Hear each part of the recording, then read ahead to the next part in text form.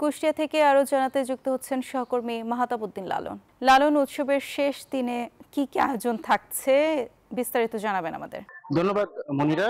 আপনি সংবাদে যেমনটি জানিয়েছেন, 3 দিনের অনুষ্ঠান, আজকে শেষ দিন।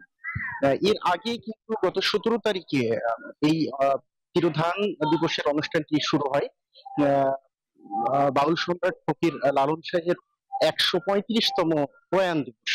এই দিনেই তিনি আসলে আহ, মৃত্যুবরণ করেন এবং তার যারা ভক্ত অনুসারী এবং লালন অনুসারী রয়েছেন, তারা কিন্তু আসলে প্রতি বছরের পহেলা কার্তিক এই তার যে আসলে প্রয়াণ দিবস, এটিকে আসলে তিরোধান দিবস হিসেবে কিন্তু আসলে পালন করে আসছেন।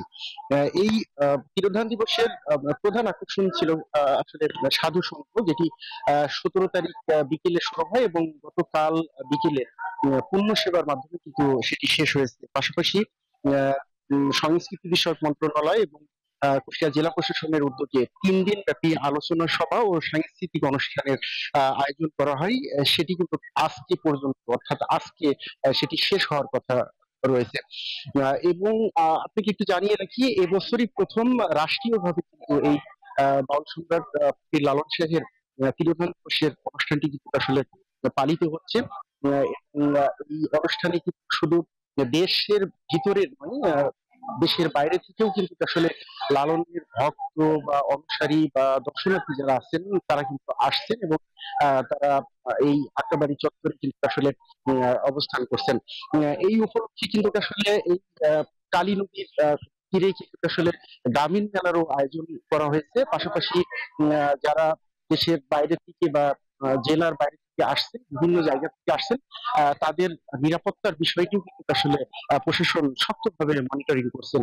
ইতিমধ্যে কিন্তু কুষ্টিয়া জেলা পুলিশের পক্ষ থেকে অতিরিক্ত পুলিশ মোতায়েনের পাশাপাশি কিন্তু র্যাব এবং গোয়েন্দা সংস্থার লোকজন কিন্তু আসলে এই আক্রাবাড়ি বা এর আশেপাশের এলাকার যে নিরাপত্তা ব্যবস্থা, সেটি একদম নিশ্চিদ্র নিরাপত্তা চাদরে কিন্তু ঢেকে রেখেছে।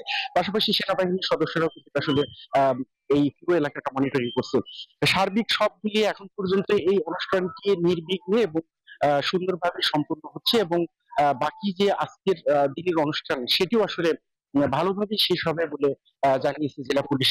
পাশাপাশি মনির, আপনাকে একটু জানিয়ে রাখি যে এই 135তম যে বাউল সম্রাট ফকির লালন শাহের তিরোধান দিবস, এই দিবসে কিন্তু আসলে সাধু বাউল বা লালন অনুসারী যারা রয়েছেন, তারা বলছেন যে আসলে সরকারের এই উদ্যোগে তারা আসলে উচ্ছ্বসিত এবং ভবিষ্যতে বা সামনের সময়ে এই অনুষ্ঠানটি এভাবেই যাতে নির্বিঘ্নে ছিদ্র নিরাপত্তার মাধ্যমে সম্পন্ন করা সম্ভব হয়, সেই দাবিটি তারা আসলে জানিয়েছেন। তো এই ছিল কুষ্টিয়ার সিউড়িয়া থেকে লালন প্রধান দিবসের 3 দিনের অনুষ্ঠানের সর্বশেষ।